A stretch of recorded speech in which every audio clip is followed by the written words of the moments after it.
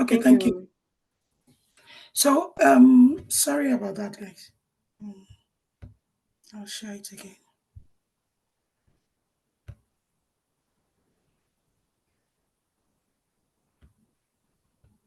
Please let me know if you can see my screen. I hope you can see my screen now, please.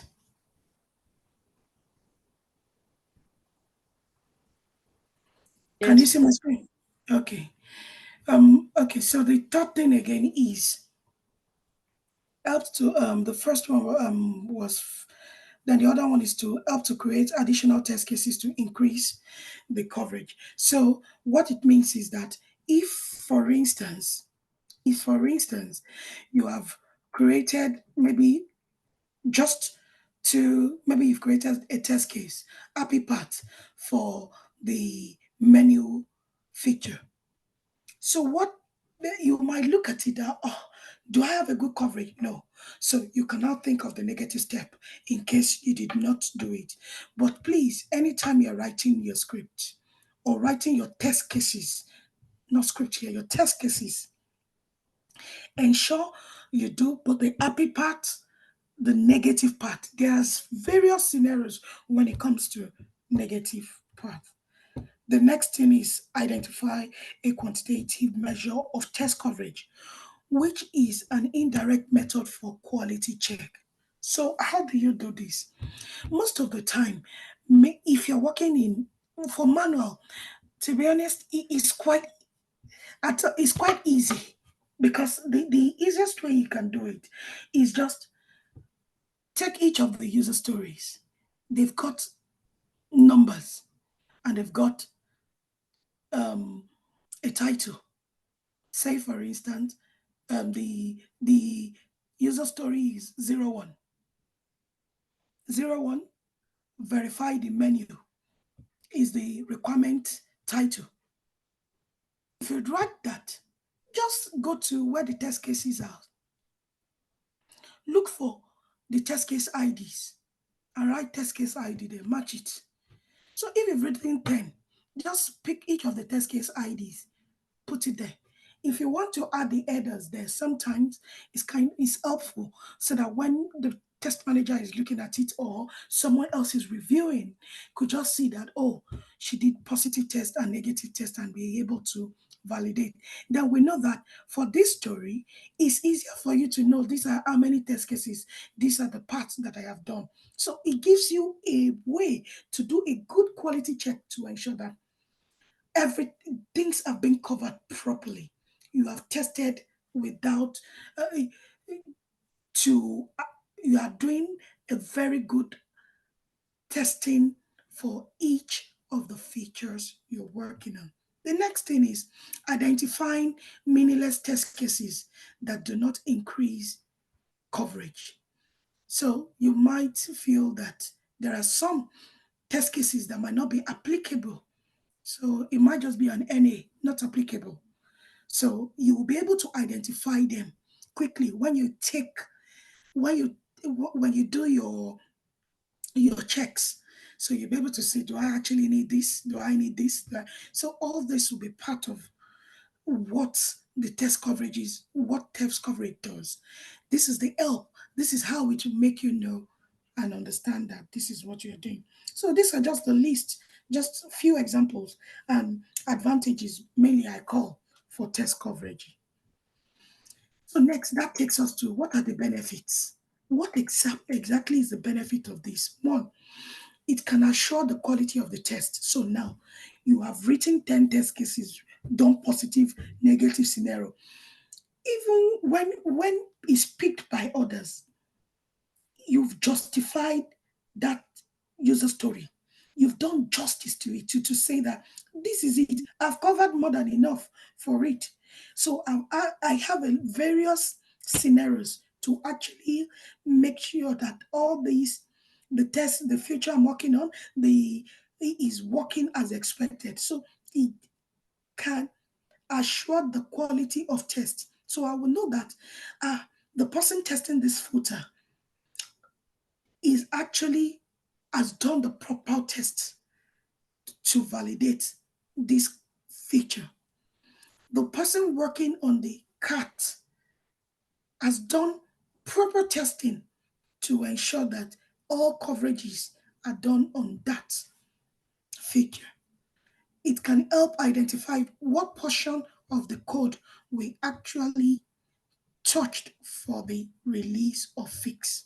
So anyone that was were actually touched, so you can identify that.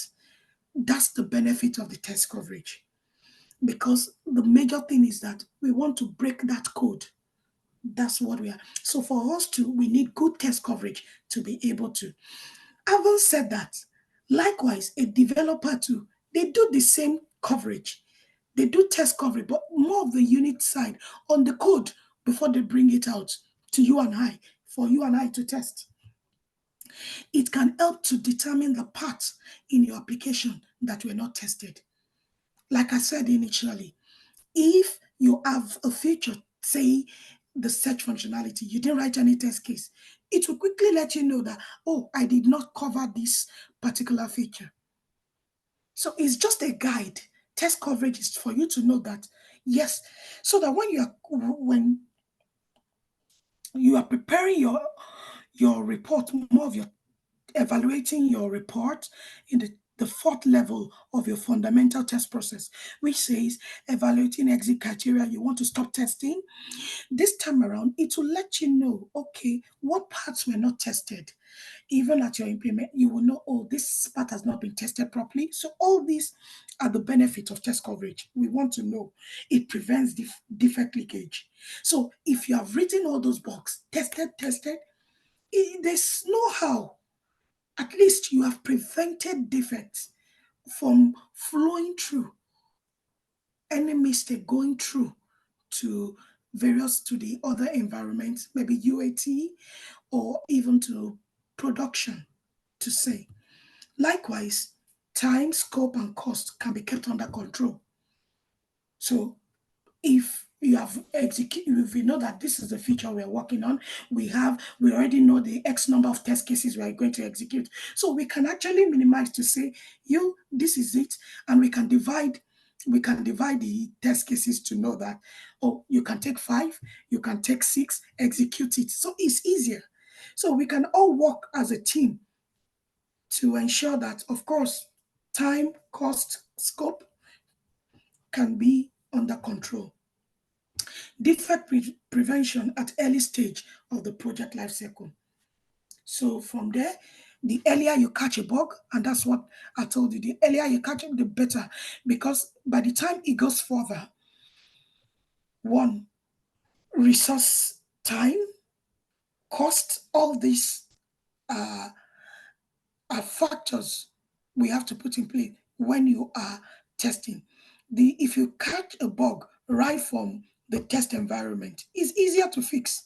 Even if the developer catches the bug before it's deployed to test environment, is a good way because it has not gone yet. It's still within the code environment. If it gets to test environment, if we get it quickly, it hasn't gone further to UAT environment. So if you look at the timing, the cost, so it's a good way to prevent it at early stage so we catch the bug early. Likewise, it can determine all the decision points and parts used in the application, which allows you to increase test coverage. Lastly, gaps in requirements, test cases, and defects at the unit level and code level can be found in an easy way.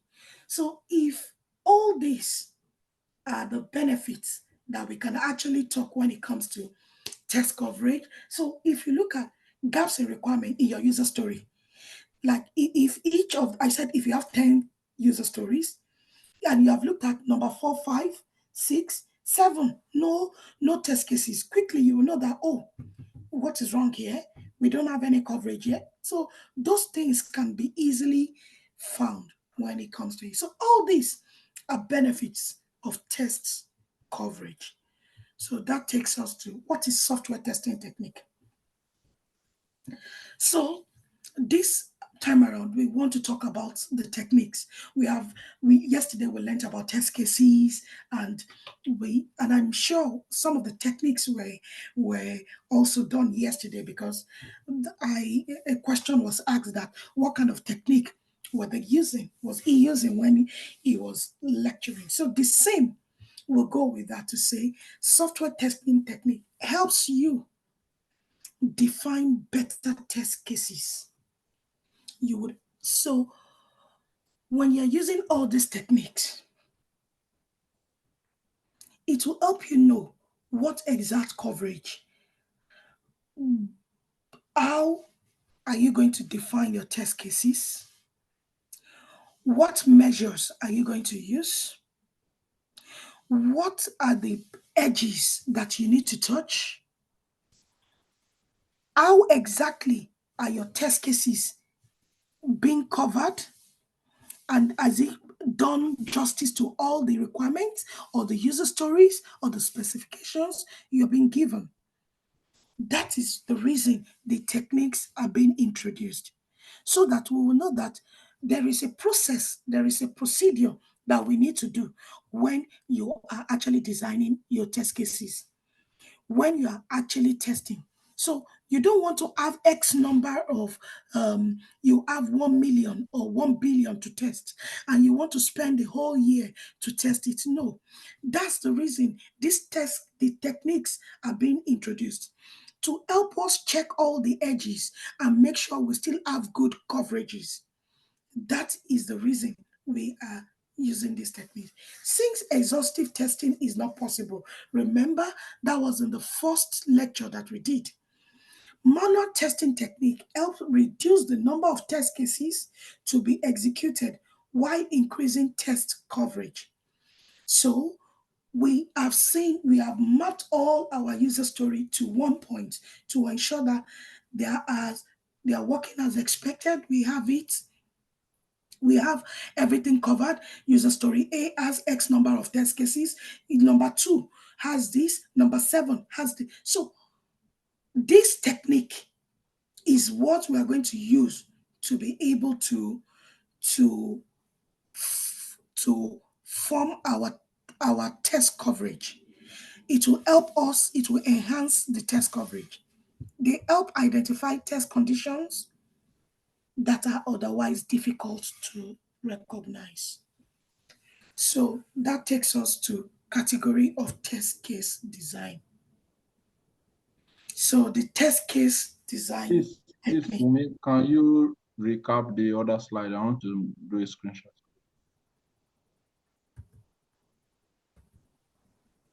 Is it this one?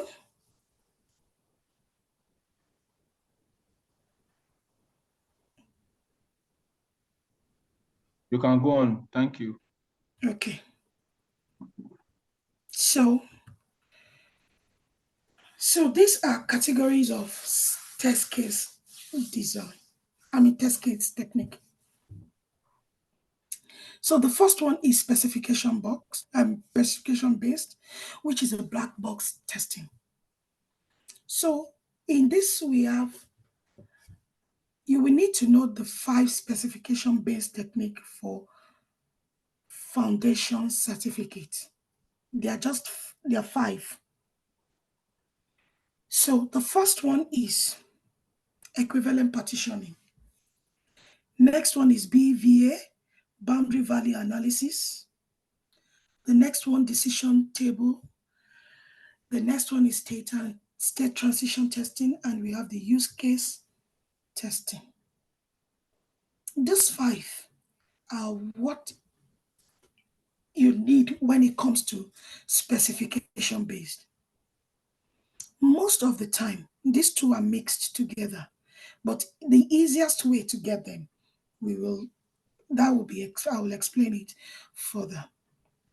Then the next one is structure based, which is white box technique. So this one is more to do with component structures, you going into deep. So we are talking about code this time around. So structure based technique are used to explore system or component structures. at several levels. At the component level, the structure of interest will be program structure, such as decisions at integration level. So this time around, we are talking about the code, the in-depth of it, where exactly this thing is coming to show in the surface. That is what structure is. That's what a structure-based technique is. So at this time, we may be interested in explaining the way components interact with each other. So you would see how this. So for example, in your team, where you add the menu, you've got the footer, you've got the login, you've got each feature. There is a way these things integrate. They don't, the code for login is different. The code for footer is different. They are in modules, small, in bit. So each feature has its own code. Then before they send it to us, they integrate it together. They bring it together, join it. That's what it says. Number one, first page you should show is login. The next thing, if they log in correctly, which there would have been validation, there will be edge cases in the code to say if you put XYZ, it should fail. Those criteria that the business analyst have put in the user story will also be in the code. So once it's done, then it brings it together to say after logging, the next thing to integrate with is maybe the home page, or to say the page, the website is displayed. After then, if I go to set various things that you want to do, so there will be, that's what this structure based, the in-depth of it, the code part of it is what the structure based is. So now today, it takes us to the first part, which is experience based. So, experience based technique. Experience. What is your experience? So, like I always say to everyone, is that there is nothing else, there is nothing new that has not been created yet. If you talk about a website, go online, search for website, even put the specification, the type of website you want. You see millions of it will come out. If at least 1,000 will come out, if not 1,000, you see 50, you see 100. Various one that matches what you have actually searched for. Again, is it you want to test? Talk about you want to test a mobile application. Go online, put the kind of version you want to. It will bring a lot. So there is nothing new at all that you want to test that is not been done already. So those are the things. So experience based. So it's with that you have the experience. That you have the experience. That okay, for instance, maybe you have worked in a company A, which they test website. If you go to another company, they test website. You already have the experience here, and they have the website here.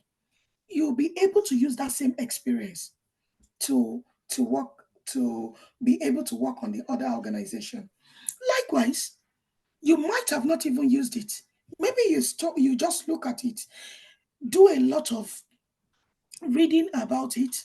You'll be able to use that kind of experience to be able to work on any organization. So this is what is just called experienced based technique. Are those that you fall back on when there are no adequate specification. So some organization you get to be honest, you won't even see any requirement. I can tell you that I'm in that kind of situation currently. I have a project that just drafted to go into it for 2 months now. No requirement. Unfortunately, we don't even have a business analyst. So I stand in the middle of data, business analyst. So I'm the data analyst, I'm the business analyst, and I have to support the developers. So, but when you come to me, when you're asked By the end of testing, I'll tell them that's not the right question to ask. Ask them that where is the requirement? When I speak to you to tell you where is the requirement, you don't even have the requirement. They will just tell me, oh, Yemi is a like for like of the ones you have done previously. Don't tell me like for like. These are XYZ questions. So now it means that the application that is not even owned by the organization, I'm explaining to them what the bugs are. We've not even started development. No specification. And to be honest with you, I'm just doing the test cases from what I understand. And I'm using experience based because I was told it's a like for like.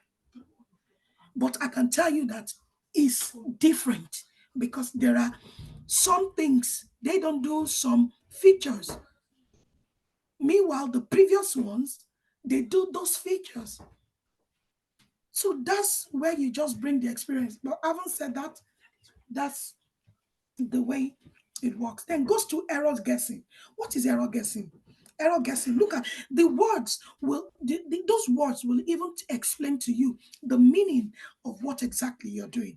Error guessing is a very simple technique that takes advantage of tester skills, intuition, and experience with similar application to identify specific tests. So that's what it could just be. Okay, okay, I have this experience. Okay, let's guess. This one can do this, this can do. So those are the things that you can do when it comes to testing. Then the other one is exploratory testing. Explore. So when you're exploring, I'm exploring the environment. I'm going through it. I'm checking it. I'm playing with it. I'm seeing how everywhere looks. Same thing with the application. I'm exploring the application. I don't know it yet. It's a new application. Let's just explore, see what it is. And to be honest, mainly you get bugs from here because people that are exploring, you don't have an understanding of the application. You are putting all the ideas that you have into it so you can explore, check what is wrong. So these are there's no when you are performing exploratory testing, there's no format to say that okay, follow the test case. No, we don't use not most of the time. It's more of an ad hoc one. So just go into there, start checking what it is. Okay, we were told this is for example, you all went into um blue sky website when you wanted to register. You might not know about the website initially. But when you join the platform, you go into the website, you do nobody taught you how to use the website. So you predominantly you might just be exploring the oh, this is lovely. Oh, you can even register from here. You can do this. So those are the parts forms of exploratory testing. Exploratory testing is a technique that combines the experience of tester with a structured approach to testing, where specifications are either missing or inadequate and where there is severe time pressure. It's so at this time, it's just maybe you if there's no much time, you can just quickly do some exploratory testing. And as I've always said, if you work on an application, you give it to someone else, they will definitely find a bug. If that application finishes in test environment, it moves to UAT, you'll still find bugs there. So these are explore this is what we have as our test case design technique. So the first one was specification based. The specification based had five foundation categories: equivalent partitioning, BVA boundary value analysis, decision table, state transition, and we have the last one, which is the use case. The next one is structure based technique, and that has to do with the code and that part. The next one is the experience based technique. We also have the error guessing, exploratory testing. So, finally, with the exploratory, it exploits concurrent test design, execution, test logging, and learning within time box. So it's, as I've said, none of you learned how to use Blue Sky website. You went in there, even to use um, Google. You just go online, just check the application, start exploring, start using it. So that's the way it works. So that takes us to the main one, test case design. So test case design are predominantly classified according to their nature of testing into three parts. One, specification based technique. Two, structure based technique. Experience based technique. Now, you'll be wondering that why am I emphasizing on this? Is that most of the time, manual testing, all the things you are learning theoretically, most of them are the process you use even in manual and automation. We have this foundation, this part are the process, the procedures that you need when it comes to you being a tester. You working as a test analyst, software tester, agile tester, UAT tester. So it's good to iterate. It's good to let you understand how these things work.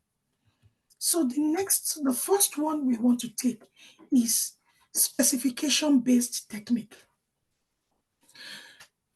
This is where all the technique, the five, we are going to talk about it. So this is popularly known as black box technique. In this design technique, the test cases are written by taking the client's functional requirements and specification into consideration. Now, the business analyst has gone, taken the user story. He's spoken to the product owner, so gets the information from the product owner, puts the information into user stories with the acceptance criteria. We have it as developers, testers, we pick those stories. Then from there is what the client, the customers have given to the business analyst. He's writing down and giving us explanation to say this is the expectation of the client. So that is what we test against. You as a tester, you are working, you are representing the clients, the customers in the development team, in your team. So it means the way you are thinking is also the way the customer is going to think. So, for example, you've been told to check if to test that the menu is not clickable. Definitely, I as a customer too, I will go because I told them your functionality it should not be clickable. So, what my expectation is going to be a as a client or as a customer is that I will definitely go and click that functionality. So when I click it, definitely I'm expecting it not to work. So because you two are inquisitive, same thing. Having said that, the customer might not even go to that functionality to click it, but you have to think out of the box for the users. So the internal workings of the product are irrelevant. Therefore, the name black box is used in this case. So mainly, we are looking at the features. That's what specification based is. What is outside it? So what you can see is what we are working on when it comes to specification. So this is further divided into the five parts that you said: equivalent partitioning, boundary value analysis technique, decision table technique, state transition testing technique, use case testing technique. Let's start with the first one, equivalent partitioning. So what is equivalent partitioning? So Equivalent partitioning allows you to divide set of test conditions into a partition which should be considered the same. This software testing method divides the input domain of a program into classes of data. Are you saying something? Into classes of data from which test cases should be designed. So let's take an example, a pure example. Let's consider this example. Consider an application that will validate your password. Let's take your application. Maybe login is part of the feature that you're meant to test in this application. So the first thing you want to think of is, what is the login? So in this login, in the login, maybe in the requirement in your user story, the login tells you it must be 8 character, it must be alphanumeric, which means it's alphabet and numbers.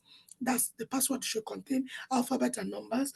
Also, it should be it should have special character like dollar, pounds, exclamation, full stop, um, and sign. So all those things are the special character.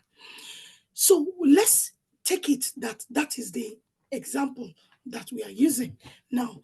So that further states it here to say the requirement for your password to be valid, it should have a minimum of 8 characters, should be alphanumeric and contain at least one special character. So let's now take our input. What do I mean by our input? Is that what are the edge cases that we want to test? What are the various things that we want to test? We have been given the requirement to say should contain a minimum of 8 character. So the first thing that you'll be thinking, minimum. So your first edge case, if I'm you, minimum, it means 8 characters. Now, you should first test 7. Your 7, because it's not minimum, it's 8 characters. So, what is your expectation if I put 7? Though it says should be alphanumeric and contain at least special character. So let me use 7 letters. Let's use 7 characters. 7 characters. So let's use password as the example. Password is PA. Okay, that's 8. I don't want to use 8. So I can use maybe pass. Pass. Let's use pass. Pass 1, 2, 3. Pass 1, 2, 3. That's PASS. 4, 1, 2, 3. So that's 7 characters.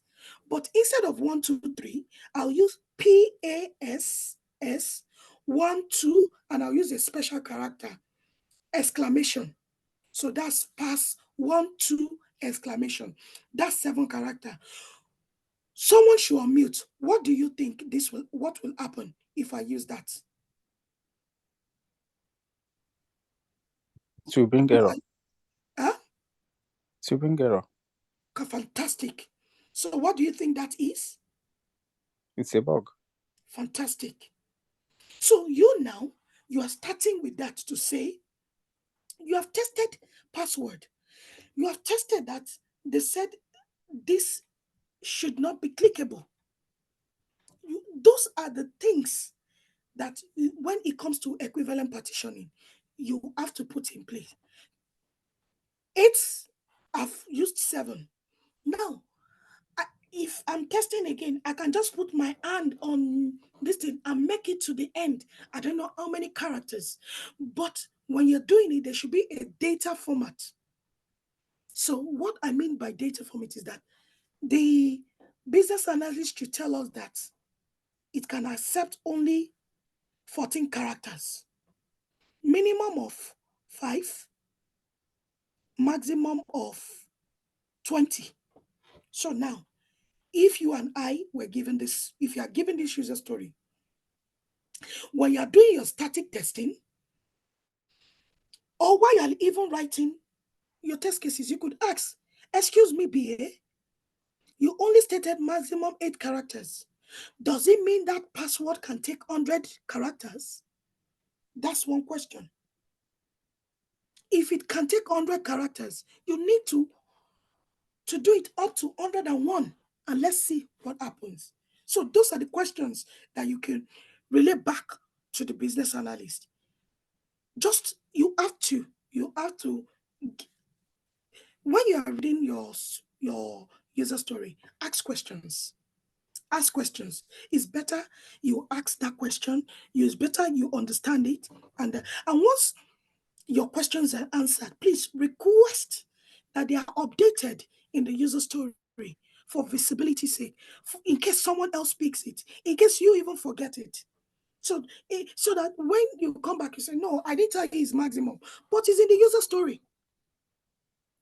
To be honest with you, anything you do on a tool is recorded in the history, so I can see. So all those things are the things that you questions you can ask. So we taking this example. In this case, the inputs can be in different equivalent partition, such as valid input, meaning the specific criteria, and invalid inputs. So that's why I said happy part, which is the valid input, invalid part, which is the negative input. So the happy part, happy, 8 characters, password. So minimum of 8 characters. I put password, figure one, and I put 1, 2, and I put exclamation. Happy. You log in. So when you are going to get the bugs, catch your bugs, do negative testing. So all those ones. So another input. So it says the first input, where one category contains 8 character, all alphabets. That's, you see the thinking of this example. The next one, it says input category contains 8 characters, all numeric, 1, 2, 3, 4, 5, 6, 7, 8. While another partition contains 8 characters containing 1 special character, and so on. So there are a lot of things that you can do. You can even say 4 alphabets, 4 numbers, or 2 alphabets, 4 numbers, 2 special characters. The list is uncountable. So that's it. So when you're writing this now, you can end up doing maybe like almost 10 to 15 test cases on just this one alone. Copy paste. Once you do once, you'll be able to do the rest. So let's take an example of equivalent partitioning.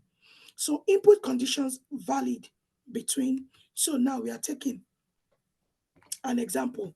So what is our input condition? 1 to 10 and 20 to 30. Look, there's a clause here, and 1 to 10, 20 to 30. So and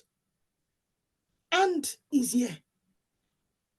So input conditions are valid. So this is what, so the requirement comes to us to say, I want to know your test cases from 1 to 10 and 20 to 30. Now, what it means is that 1 to 10, 20 to 30, this and has scaled everything in between 10 and 20. But if we are going to put a valid scenario here, tell me, who can tell me what valid scenario will be here? Valid scenario. Number 1. 10. Fantastic. Next person. Number 2. 2, 3, 4, 5, 6, 7, 8, 9, 10. Fantastic. Then we'll jump to the other side. We'll have 20, 21, 22, 23, 24, 25, 26, 27, 28, 30. Yeah. Fantastic. So now, what's the invalid condition here? 11, 12, 13, 14, 14, 15, and the rest of them. Fantastic. Yeah. And the reason is because correct. So correct. I don't even need to explain further. So hence, there are 5 equivalent. So the reason for equivalent partitioning. You know, these numbers are quite small. I only said 10, 1 to 10, 1 to 10. Someone came here to say 1, 2, 3, 4, 5, 6, 7, 8, 9, 10. It's easy. If I say 1 to 1 billion or 1 million, so you say 1, 2, 3, 4, 5, 6, 7, 8, 9, 10, 100. 101, 2, 2, 3, 4, 5, 200. When are we going to leave this place tonight? We won't even leave tonight if you're going to test. Hence, the introduction of this equivalent partitioning. So, there are 5 equivalent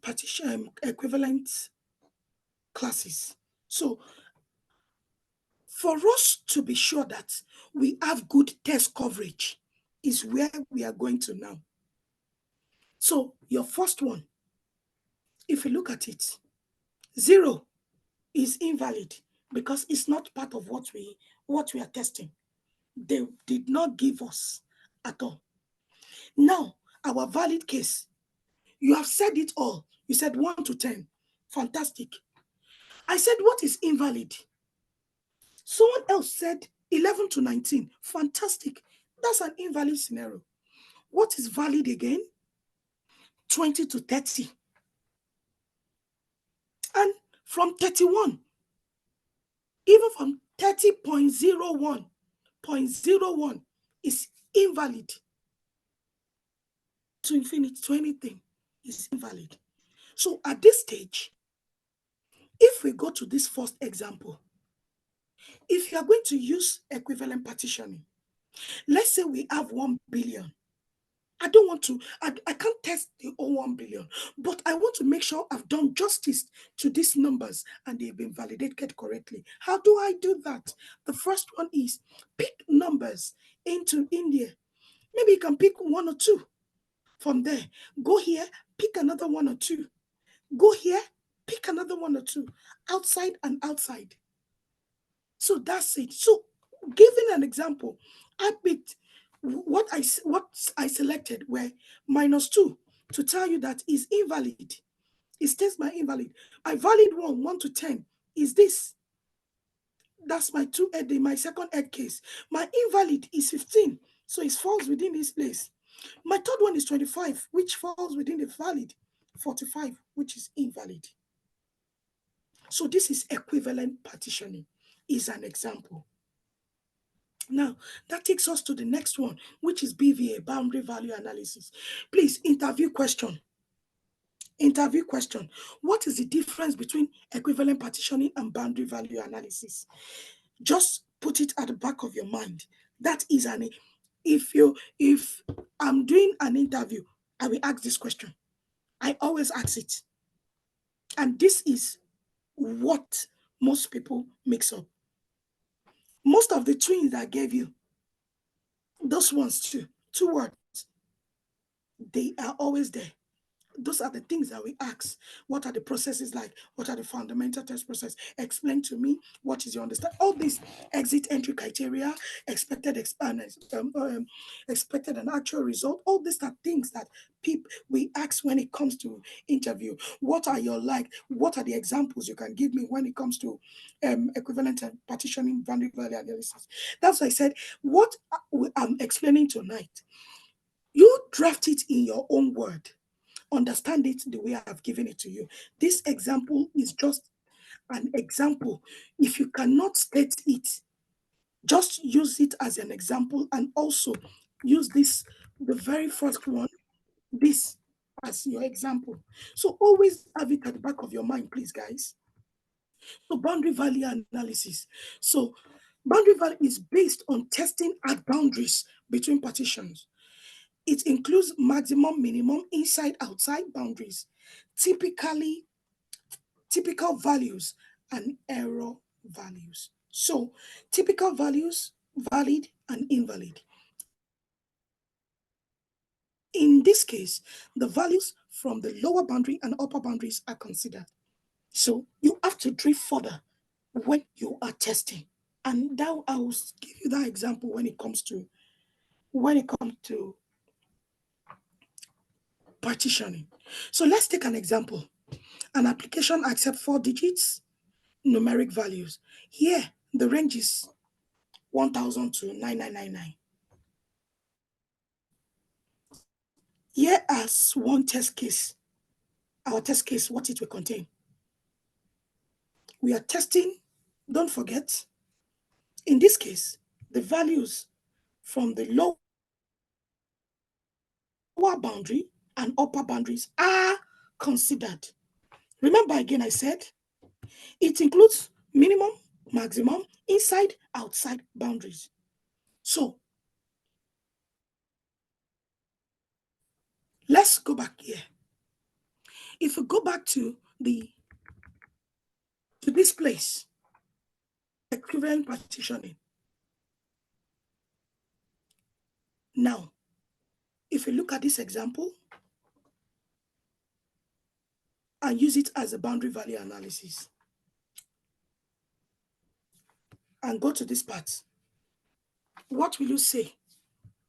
From -1, -2, -100 to 0, is it invalid or valid for boundary value analysis?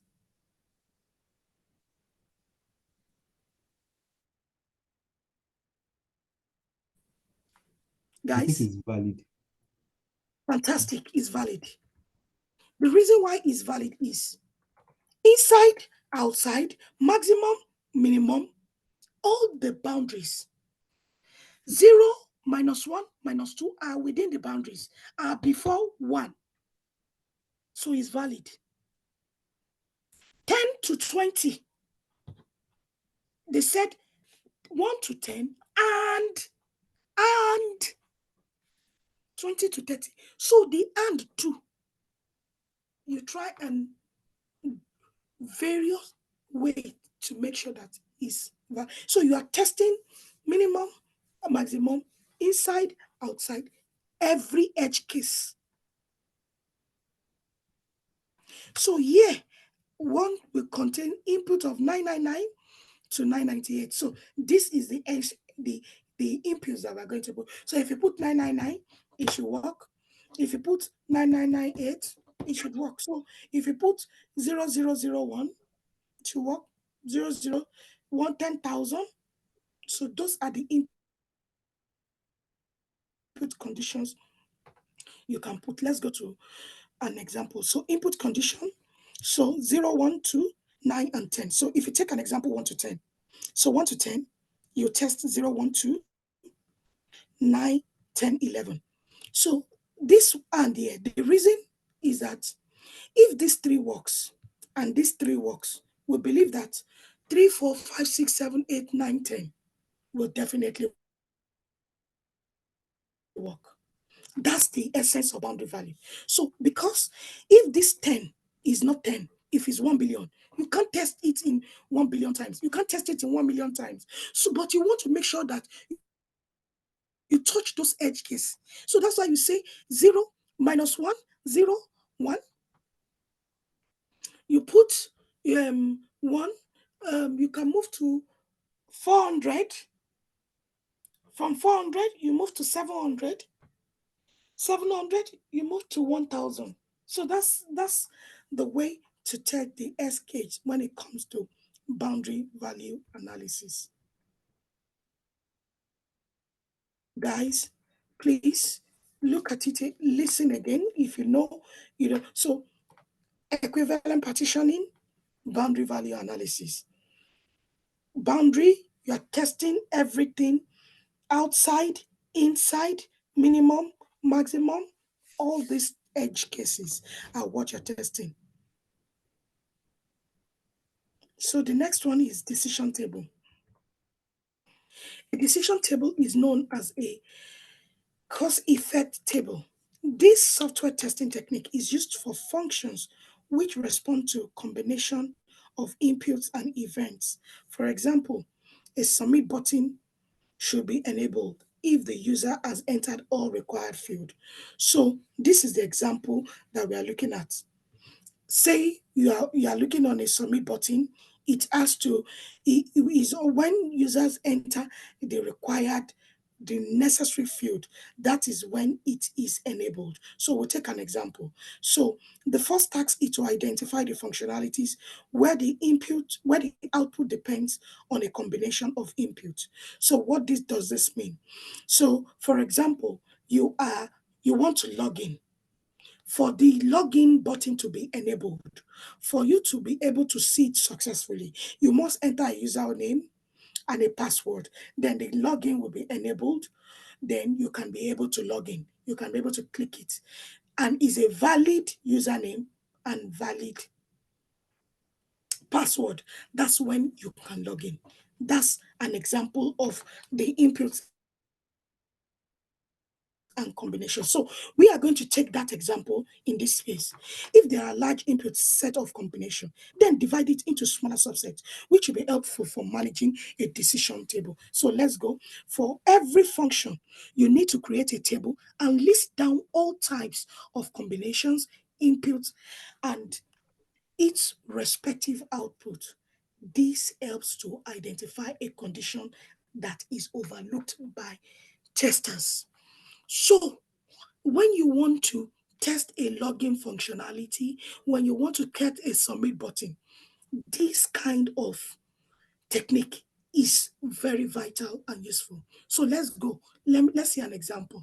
So this example here is that for this submit button to be enabled, I need to enter my name, my email, and a message. Then this submit button will be enabled. Then I can log in. So there are various combinations. In fact, you can do it for a lot. So I did 8 rules, 8 rules. So in these 8 rules, the first condition, let's go. So let's say the first name is, if you enter your name correctly and you put a correct email and a message, that's when it will be enabled. So we want to test various edge cases to ensure we have full test coverage. Most of the time, logging is negative testing that can break it. All these kind of edge case, all these kind of combinations are what can break it. So the first rule, enter a name. Put the name, let's say, write a name, 1234. Name cannot be numbered, 1234. Put email, 123 at 123.com. Then put a message, 123. So you have put everything false, false, false. What do you expect with the submit button? Will it be enabled? No. So what will happen is also false. You won't see it. So let's go to rule 2. Rule 2, now I feel that, how come this submit button is not enabled? Let me put a real name. I put Samuel as my real name. Now I put email, 123 at 123.com. Then I put the message, 123. So name is true, email is false, message is false. What is your expectation? What is our expectation? Will the False. submit button be false? So this for me button will not be enabled. Go to row 3, perform the same thing. Name is wrong, the email now is true. Samuel at yahoo.com, correct email. Perfect. Then I put the message, wrong message. What is our expectation is going to be false. So take it again. If you have correct name, Samuel, correct email, Samuel at samuel.com, at yahoo.com. Sorry. Then you put a false message. What is your expectation? It won't sell because one is still not right. One is still false. So it will still be false. So put false name, put true email, Samuel at yahoo.com, then put message, Samuel loves testing. This will still not come true. It will still be false. So our submit button will not be enabled because the name is not right. So now toggle it again, put a real name, Samuel, then email as put email as 123@123.com, which is false. Then put message as Samuel loves testing. It will still be false. Go to row 7, do the same. Name false, true, true, true. Email true, true, true. So it will still be false. But now let's put the correct thing for row 8. Happy, happy part, valid part. Samuel is a name. Samuel@yahoo.com. Samuel loves testing. Then it's true. Then your submit button is enabled. So this is how the test case design technique works. So let's take out to state transition technique. In this technique, the application is tested using graphical representation, pictorial, something you can see, pictures. People love to see pictures. When it's easier to be able to explain to people when you are talking about integration, that's why you always have architects to draw it, to see it. Even business analysts, when they do the wireframe, it gives you a bigger picture of what you're seeing. It's quite good. So graphical representation of different transition states of an application, which are further dependent on various features and functionalities of that application. It is primarily based on the state machine model. So let's go an example. So in this example, in the following example, if the user enters a valid password in any of the first 3 attempts, the user will be able to log in successfully. If the user enters the invalid password in the first or second try, the user will be prompted to re-enter the password. When the user enters incorrect password third time, the action has taken and the account will be blocked. This is the scenario we want to look at. Correct, everyone? This is our example that we want to look at. So let's see it in graphical phase. So this is a diagram to say, let's say this is where we want to enter the password. So I'm on the ATM machine now. I want to enter my password. First try. So first try. My password is 1234. Please note it. That's my password. Anytime you see that's the password I use. 1234. So I'm going to use this password here. So this password is 1234.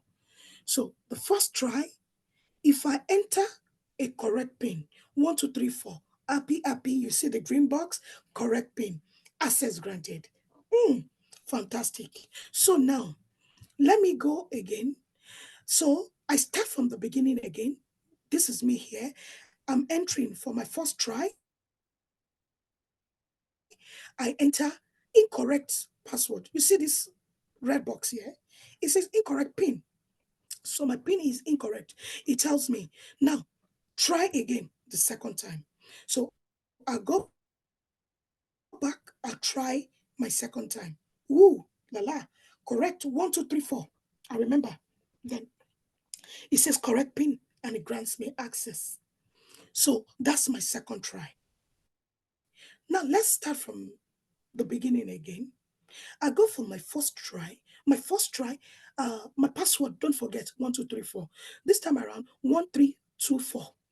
It says incorrect pin. Now I try again the second time. Oh, it's not 1324. No, no, no, no. I remember now. It's 1243. Is that correct? No, it says prompt me incorrect password. Oh, now I can remember. First try. So the third try now, it will tell me that enter your PIN again. Most of the time, it brings up a message that you are trying. This is your third try. After this attempt, it will be blocked, or will tell you contact your provider, do this. It will give you a message. So the third time now, oh no, I remember 1234. So I put the third try here. It grants me access. So let's say, unfortunately, my first try, 1243. My second try, 1, 2, 1, 3, 2, 4. That's my second try. Now, it says incorrect pin again. My third try, it tells me again, oh, now let me try again. And I'll put 2, 3, 4, 1. It tells me incorrect pin and account blocked. So you can see this loop is easier to see when you see the diagram. You can, once you give this to a developer, he understands what to develop. When you give it to a tester, we understand what to test. So it means I need a scenario here, here, here, even further. So this is state transition diagram. So use case technique, the different scenarios that an end user will encounter when using or interacting with the application are tested in this technique. So every scenario that you feel that an end user, so you and I are the people representing them. So that's why I said we think like the users. We have to work. We are representing them. So those different scenarios, the way we interpret it, the way, okay, some of you might think that someone won't forget their PIN. To be honest, it happens a lot. If you have various cards, if you have this thing, you might just mix them up and eventually get your account locked. So those are the edge case that you can use when it comes to use case. So that takes us to the second one, structure-based technique. Structure-based technique testing deals with an application internal structure and architectures. So I told you in the black box, which is specifications based technique, we are not interested of what is inside, is what is outside, what you can see. Yeah, the code, the source code used to develop the application is tested. So it's inside we are looking at now. So therefore, in this case of structure-based testing, a good understanding of the code and the internal flow are necessary in order to be able to design the test case technique. So in this case, to be honest, this is where automation come into play because you have an understanding of the code and the likes. So structure-based technique is also called white box technique, white box testing, or glass box testing. Because you are going to see inside, you are looking inside the glass. So the quality of the code is analyzed based on different factors, such as code coverage, I told you, readability, maintainability, security, or bug vulnerability, reusability. So all these are the things that we check when it comes to that. So you'll be able to, once you start your automation, all these for the things that you need to understand when it comes to code coverage, readability, and the likes, maintainability, security, and that. So that takes us to the experience-based testing. So as the name Excuse states, me, Yemi. yes, please. Please, if you can just take back this slide, the one you just took off now, please, just 1 second, please. Thank you. Okay.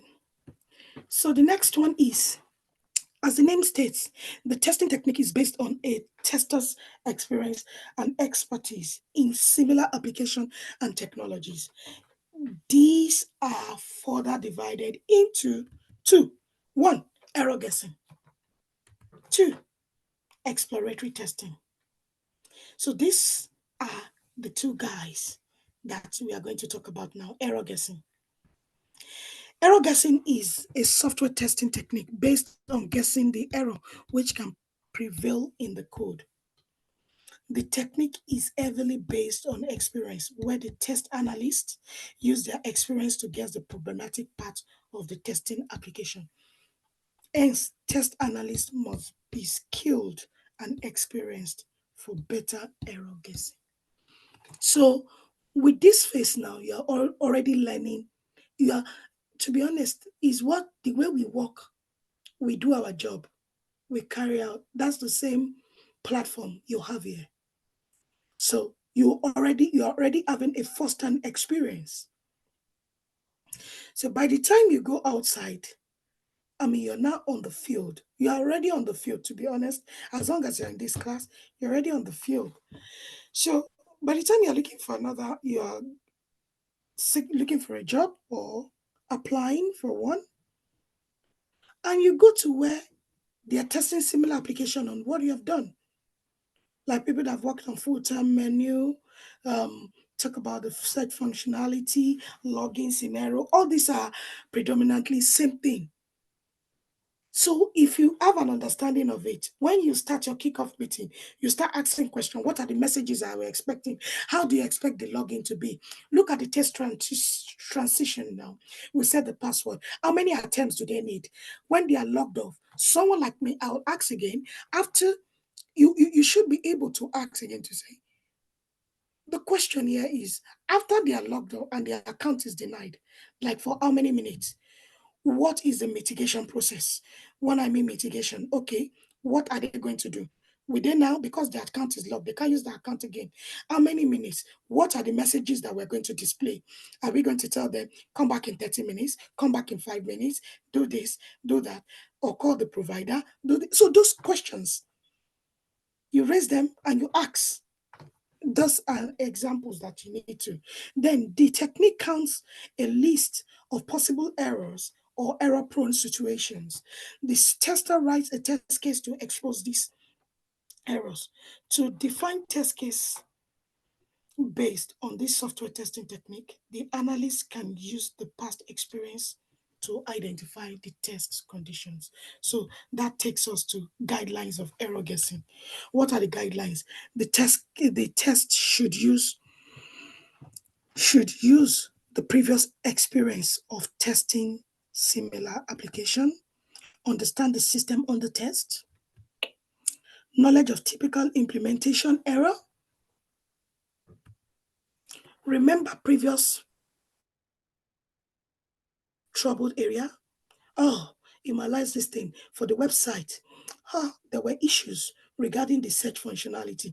Let me use the same, let me try and use the same format here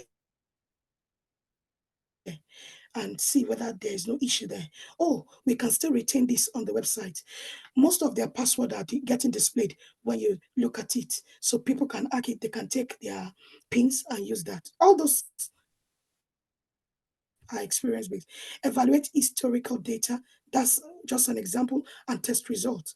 So if you can see different data, historical, evaluate them, please, to ensure we have it. So exploratory testing. What is exploratory testing?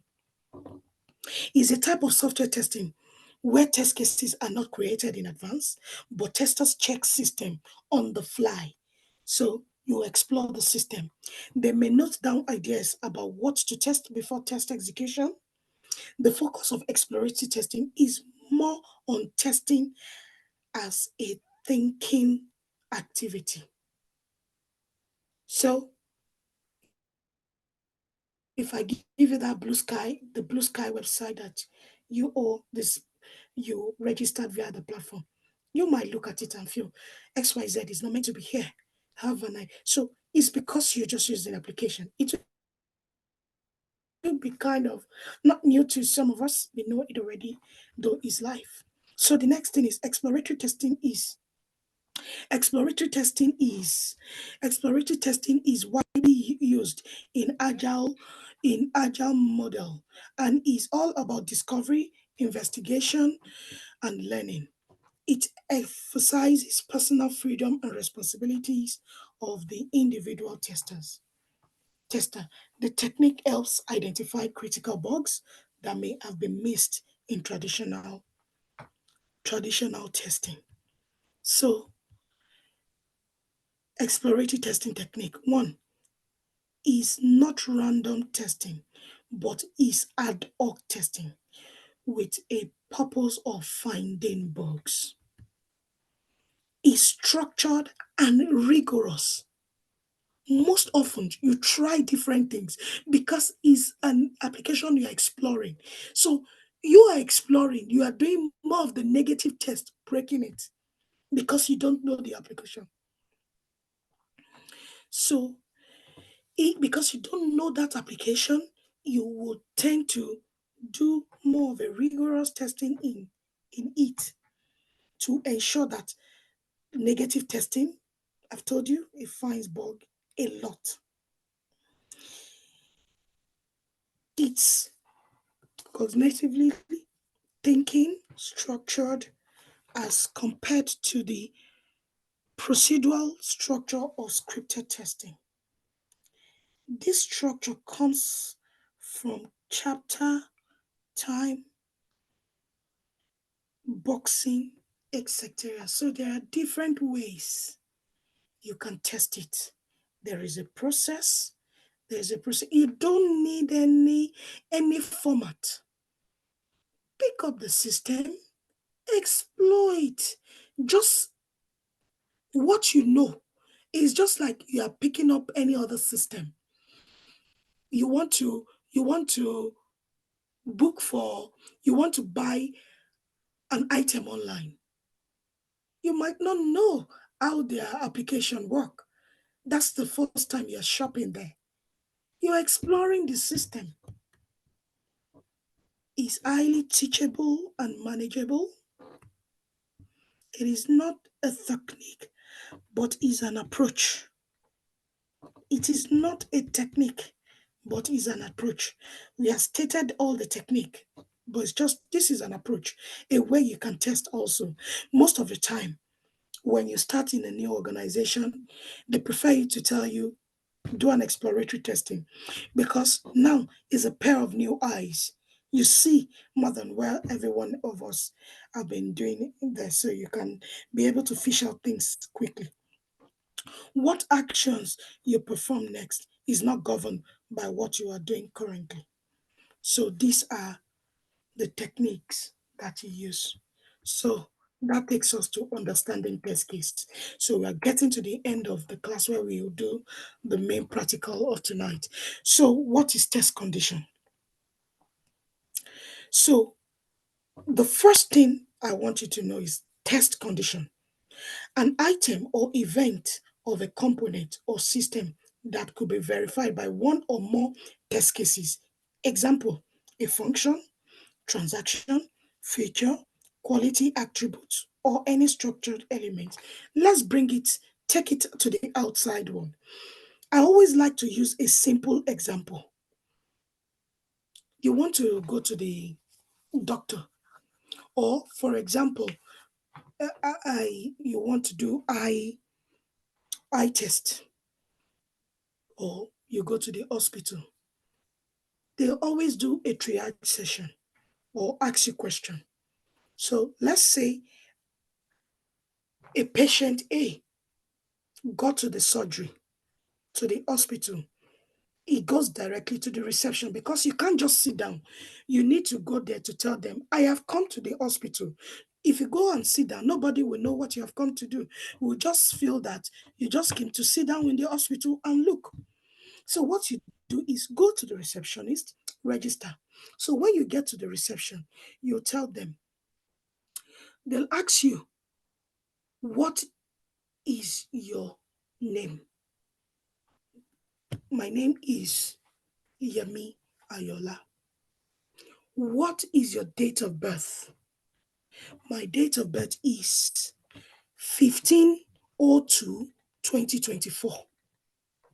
So they take my date of birth, 15/02/2024. They put it in the system. Now, fantastic. They've pulled up your detail. How may we help you today? Then you tell them, I've come to see the doctor. The receptionist will ask you again, for what? Then you say, for headache. So, the condition you have come to see the doctor today is for headache. So, hold it there. So, that's why it says an item or event of a component or system that could be verified by one or more test cases. So, you have come is headache that the patient have. Now, that takes us to test case. What is test case?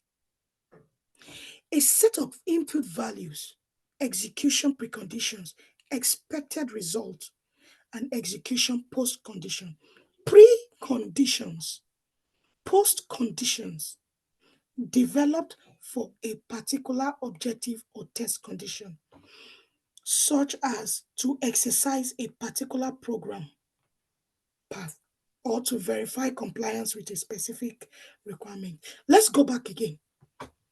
So patient A has said, I've come to see the doctor. Now, your details have been registered. Dr. D is is the one seeing the patient today. So before Dr. D calls the patient, he knows that the next patient coming in is patient A. And when patient A is, he would have pulled off patient A's record and would have seen that at reception says stomach pain. Quickly, the doctor started designing his test cases. So he will look at it. Oh, it's a test condition, headache. Quickly, the doctor start looking for the steps. Okay, when patient A comes in, I'm going to ask him, are you, when you nod your head up and down, are you feeling headache? So the expectation of the doctor is that there should be no headache. So the test case is one, the doctor said, are you having, when my patient come in, I will ask him, nod your head and check with him that is he having headache when he nods his head? The doctor is expecting him to say no. That's his expectation. Then again, he will think, what else can be wrong when it comes to headache? Okay, when I touch your head, so it touches the head, does it hurt you? I mean, do you have headache when I touch the head? The expectation of the doctor, which is the expected result, is that it shouldn't have any headache. Let's do a third one to say, okay, when you look down, do you feel the headache? The expectation of the doctor is that he shouldn't feel the headache. So let's go with these three test cases. So when you nod your head, when I touch your head, and when you look down, those are the three test cases and the expected results that the doctor has stated here. So let's stop there. So that's the test case. So I've given you test condition, the stomach, the headache. Then the test cases are the three test cases we've designed and the expected result. That's the expectation. So an example was that we used the login for a valid user and invalid for a valid username and valid password. So we can bring a lot of input values here. So we can say invalid username and invalid password. That's one scenario. We can say a valid username and an invalid password. Again, we can say invalid username and a valid password. So these are different combinations that we are bringing for a login example. But don't forget our case study here is the doctor zone. So that takes us to the third guy, the third person in this test case design, which is test script. So which is test procedure specification. We call it a script. Is a sequence of actions for the execution of a test. So what is this simple line saying?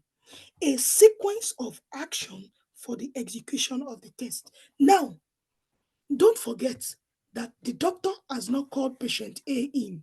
Now, the doctor pressed the bell and say, patient A, please come to room 5. Patient A gets into room 5. Good morning, good evening, doctor. Good evening, patient A. Please, my first test case is when I touch, when you nod your head, do you feel the, do you feel the, are you having headache? The patient will say, it will nod the head. No, doctor, I am not having this, I'm not having headache. Now, we have written the test case, we've written expected results. Now we have the actual result. Actual result is empty. Actual now means that doctor is seeing patient face to face. He's seeing the patient live now and is asking him question.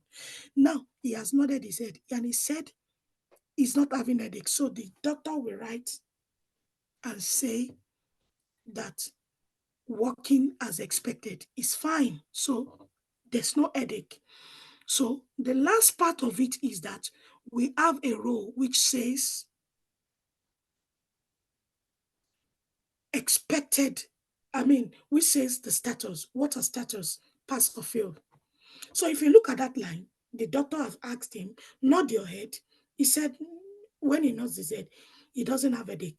The expectation of the doctor is that he shouldn't have the headache. And when we saw the patient really, the patient didn't have a headache when he nodded the head. So is it pass or fail? Pass. We put it as pass. So the next thing is that my patient, if I touch your head, are you having a headache? No, doctor, I am not having a headache. So my actual result, the expectation of the doctor is that he shouldn't have a headache. My actual result now, when I touch the patient head, is that he said he's not having a headache. Is it pass or fail? Pass. Then the final bit is that look down. Are you having a headache? He said, oh, doctor, I am having a headache when I look down. Then the expectation of the doctor is that he shouldn't have a headache. Unfortunately, the patient is having headache. So it's not working as expected. So patient is having headache. So what happened is failed. Everything you have written there, the test condition, the test cases, the expected result, the actual result, and the status gives you an hint because you have executed it. Is called this big guy, test procedure specification, which is called a test script. Getting me? So that takes us to the practical class of this class. So what are the advantages? More flexibility in relating other test work products, better and more detailed monitoring and control, contributes to defect prevention by occurring early. That is advantage of test condition. Relates testing work product to stakeholders in terms that they understand. You see, I've given you an example. It's so easy for the doctor or for anybody.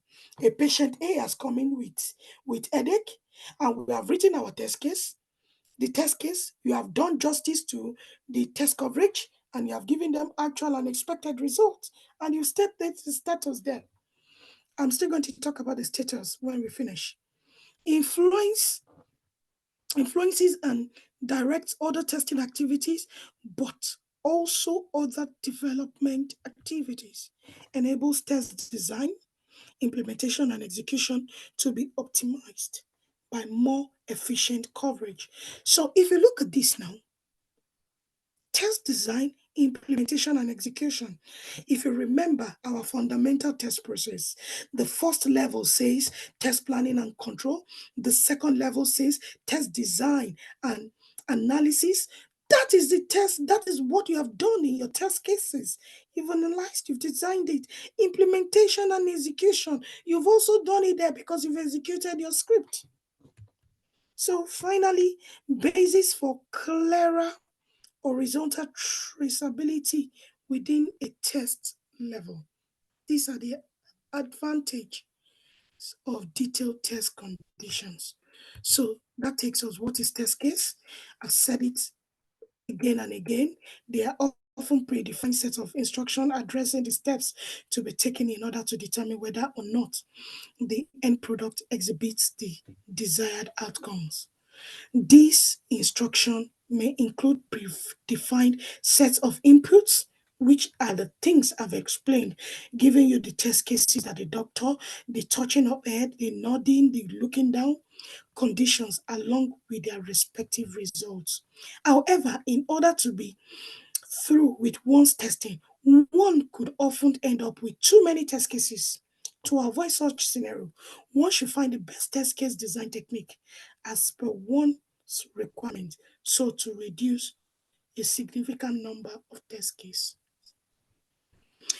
These test case design techniques helps create effective test case covering the various features that determines the quality and value of a product. So this is the bigger picture of what our expectation is and what a test case is at large. So that takes us to writing a good test case. One, as far as possible, write test cases in such a way that only one thing at a time. Don't make it too ambiguous. Don't pack a lot of things there. One thing. The essence of this is that when you overlap it, if, for instance, you are meant to test 15 features and you are testing everything and you put it in one,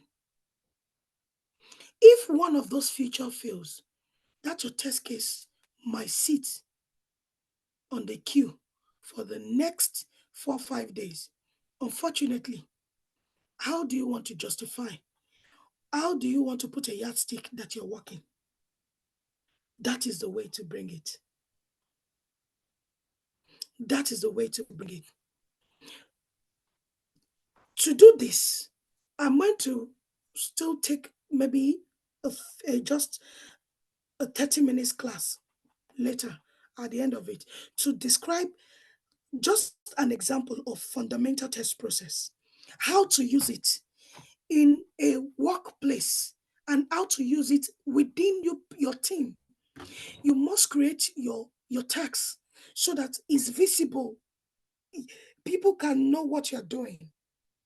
That's the essence of it. So do make sure is write yourself in such a way that you test one thing at a time.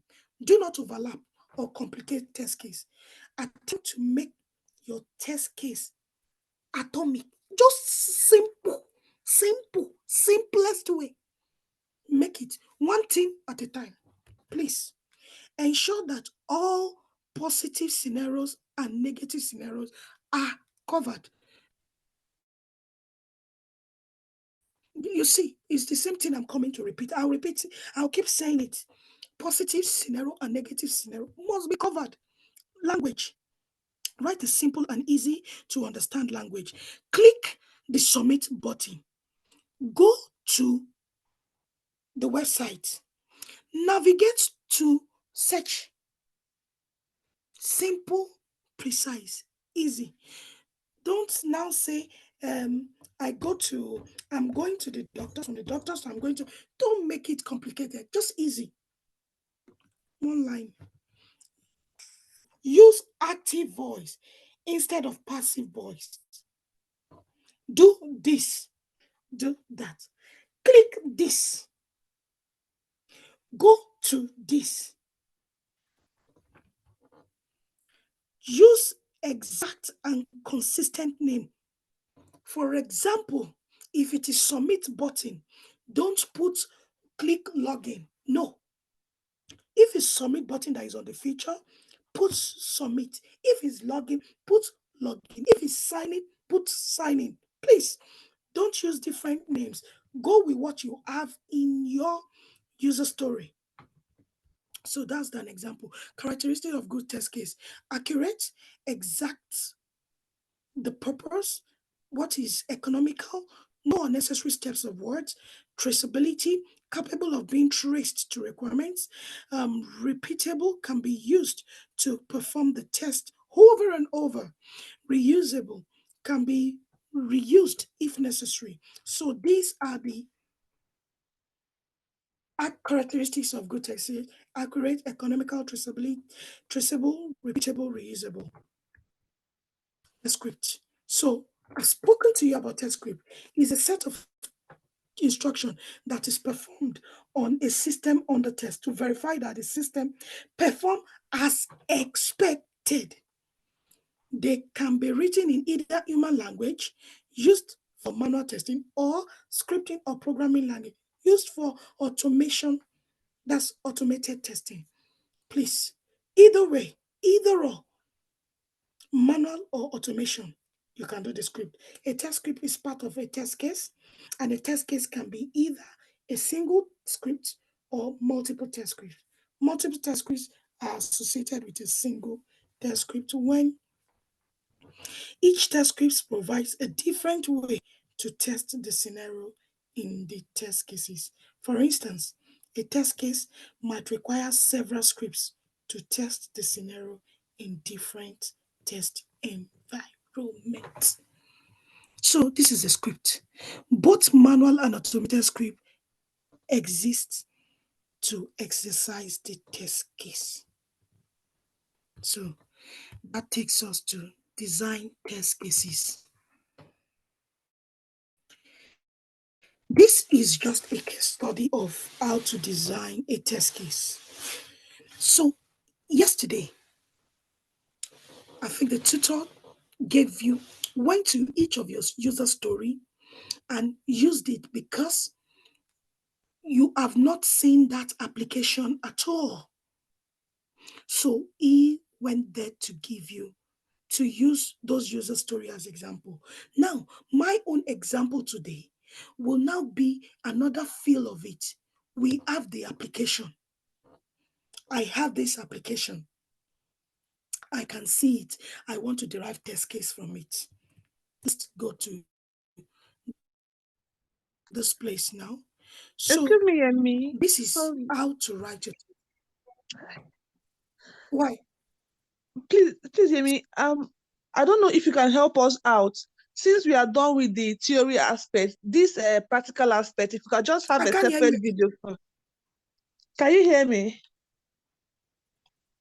Hello. Oh, hello, yes. I said, I don't know if you can help us out. Since we are done with the practical aspect on this theory that you want to enter now, if you can just help us to make a separate video of this, if you can just end the recording, start another one, so it will be easy for us to navigate. Okay, let them end it. Let them end this thing.